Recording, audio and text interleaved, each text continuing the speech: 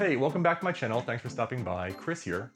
Today I'm going to talk about an incredibly powerful tool for your visual arsenal, and that is to make a lookbook. And in my case, it's a photographic lookbook, but this also works for things like illustration or sculpture. It's simply a way of curating your work and presenting it to a client or someone important in a way that has a lot more gravitas than just sending them to your Instagram channel or your Twitter feed. You might have a lot of followers, but you want to stay professional and come off in a way that rises you up above the other photographers and artists out there on the internet.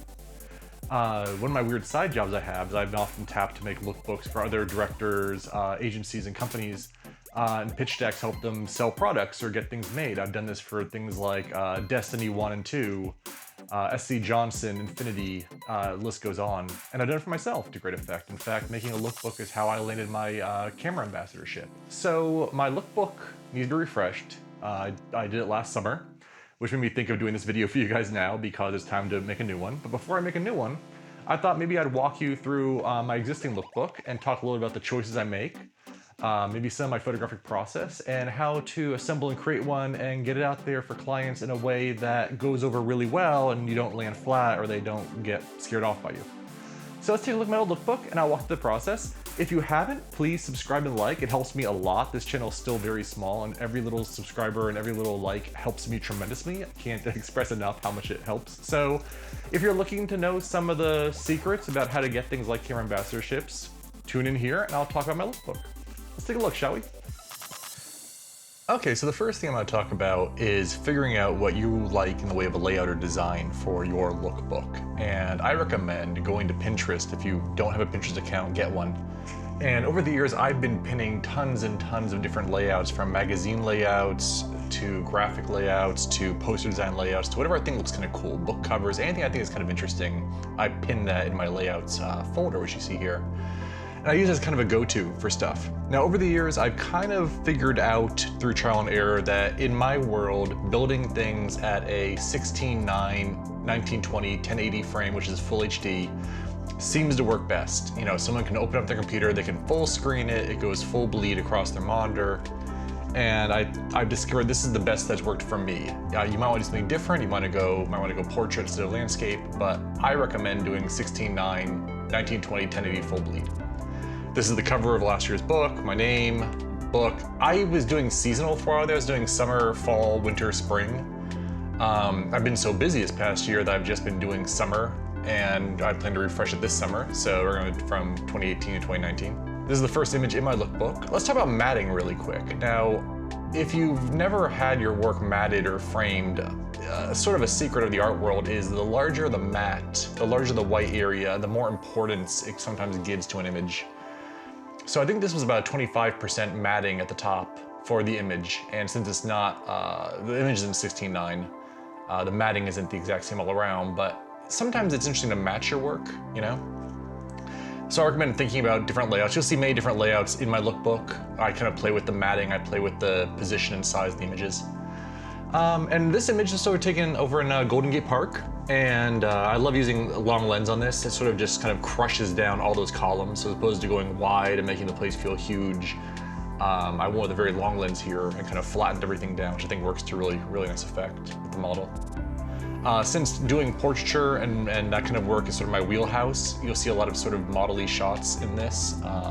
Yours might differ. You may be a landscape person or a street photographer, and then you'll find what's important to you.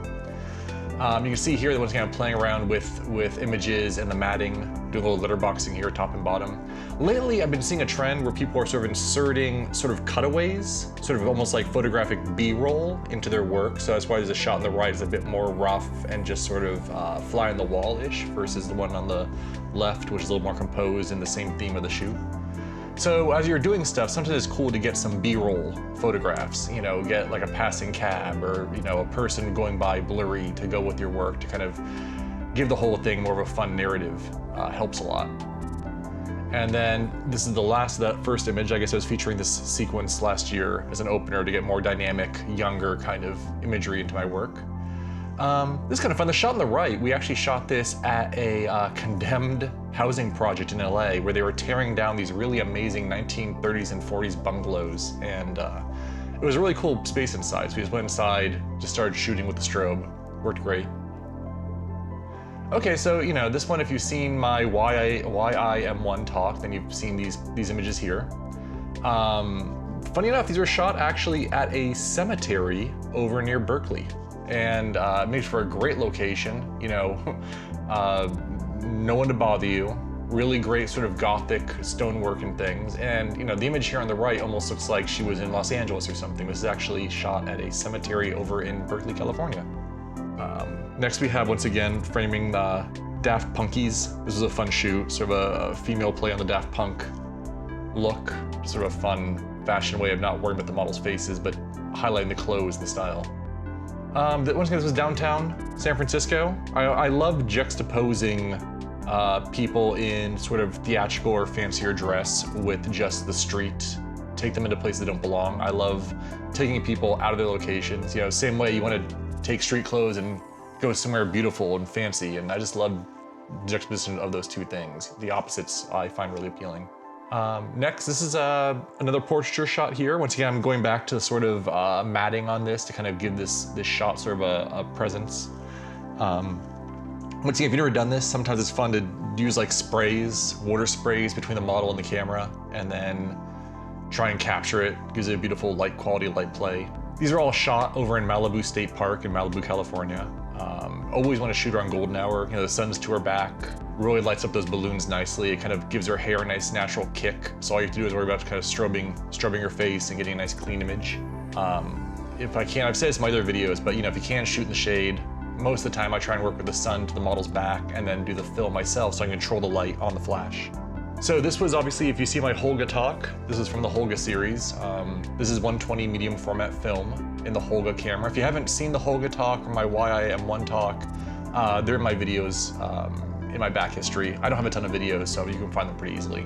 But if you like these images, you should definitely go back and check those out. But this is from the Holga series. These were shot over in Joshua Tree Park, just more from the same Holga series. Once again, you can see the model has her back to the sun, so the hair lights up, and then mostly working in the shade, metering for the shady areas, but trying to find that balance between overexposure and the bright areas. This is actually a side insert from the model from the opening, the one with the pillars.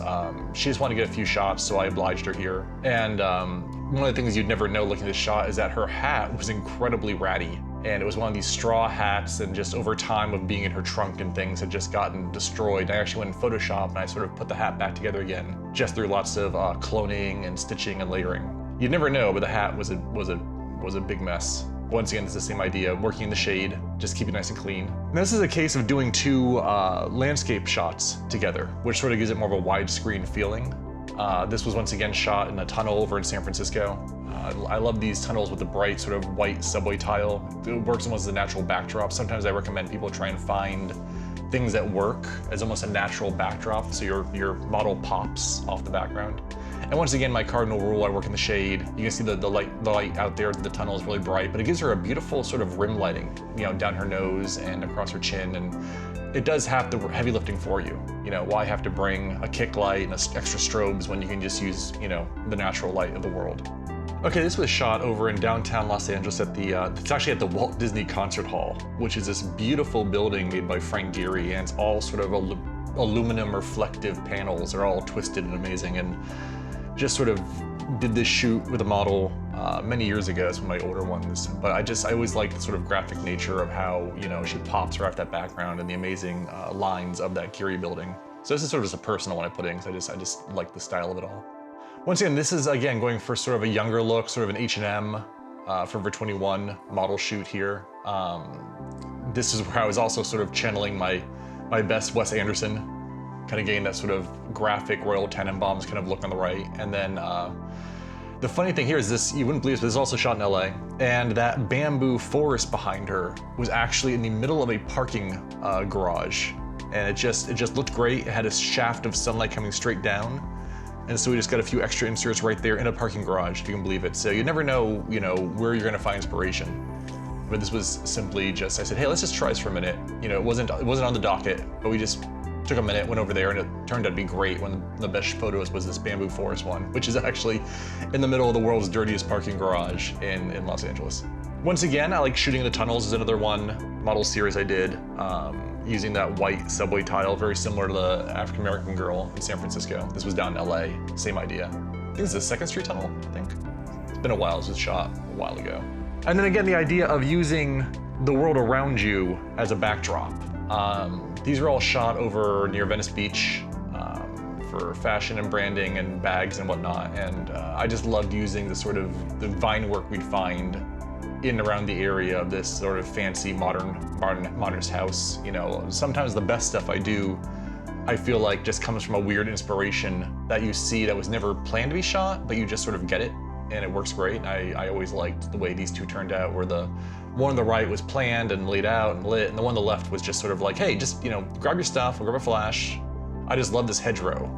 You know, you just get it and it works, you know, and it's the kind of thing that people spend, you know, days, you know, pre-proing and pre-lighting on a stage, you know, to build it, and you just kind of get it right there on the location. So this was another personal one. We were wrapping a shoot up at Vasquez Rocks outside of Los Angeles, and this incredible storm blew in out of nowhere.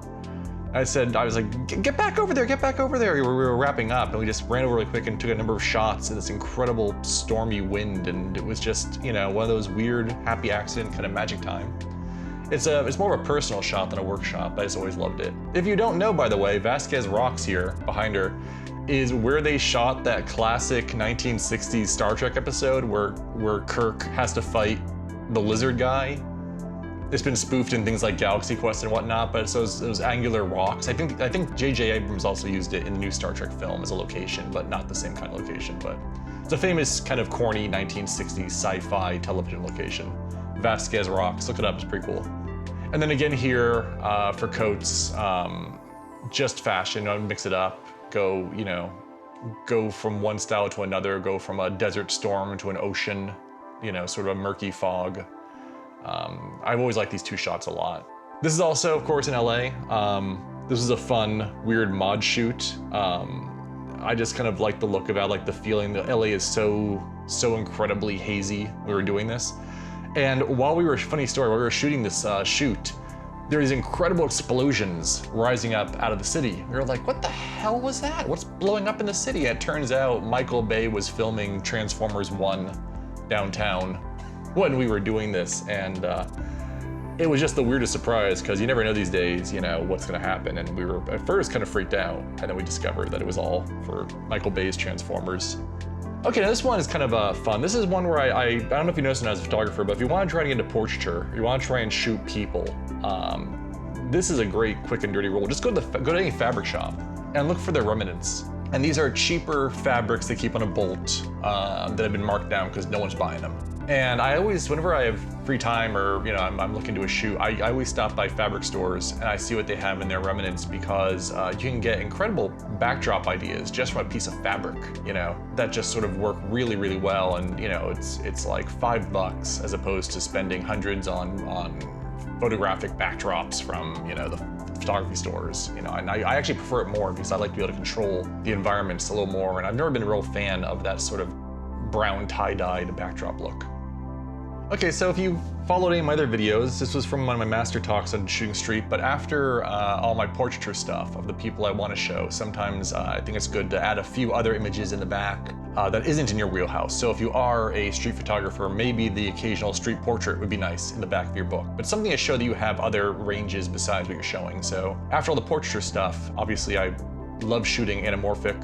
This is an anamorphic shot, so this is very cinematic. So there's a lot of my street stuffs back here. Again, a lot of these things you may have seen in other videos I've done, either for the YIM one or in my anamorphic shooting or street videos.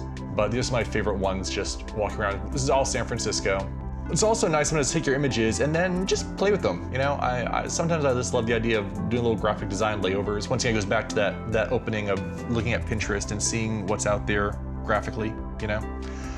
So yeah, so sometimes you can take your pictures and just do a little text over them, see what comes to you. Just sort of, you know, freewheel. Don't be too serious, just sort of some fun. So I did these a while ago and I kind of enjoy them. People always react nicely to them. It feels very magazine, very graphic, and it just sort of helps clients get a better idea of the way you think, what makes you tick. This was the same thing. I sort of had this shoot and I had these off shots that I really liked but didn't quite work in either context. So I made sort of a triptych of them. just adding text over them. And I think that works really, really well. I really like it. And that's it. And this is the out. So it's the same thing from the front, except for it has my personal information, which I blurred out because I don't know any of you. But yeah, so in the back, you have your contact information. And then what I recommend doing is once you make this, once you make these pages, make these JPEGs in Photoshop, whatever program you use or app you use, you want to make a PDF of them. And you can use Adobe Acrobat or any other program you have that can compile a PDF. And then what I recommend doing is keep it like in a Google Drive online. And then when you contact people or you're contacted, just always leave it posted online in Google Drive, and that way you can make a shortcut to it or a QR code to it or anything you want, and that way you can always get it to people at a moment's notice. And a lot of times, of course, people don't want attachments on emails sent professionally because they worry about viruses or phishing schemes. So usually you write to me and say, I'd like you to review my portfolio. It can be found here. Here's a link to it. It's in PDF format, and then they'll go there and they'll decide if they want to link to it and download it versus putting in their email, where a lot of people will just take emails with attachments and chuck them in the trash, and they'll never see them. So if you're trying to get someone's attention, if you want to be a camera ambassador for Sony, or you want to be a camera ambassador for Fuji, or if you want to get work, I recommend making the PDF and then putting it online somewhere like a Google Drive and having people access it from there. So that's it, that's my talk. That's making a photographic lookbook. I hope you enjoyed it. If you got this far, thank you for listening and thank you for watching. Thank you very much for subscribing if you're a subscriber. If you're not a subscriber, subscribe, why not, you know? I try and only post interesting, legitimate things, and I hope you're enjoying this. So I will talk to you guys soon. Thank you for watching, and hope you guys have a great rest of your day. Bye.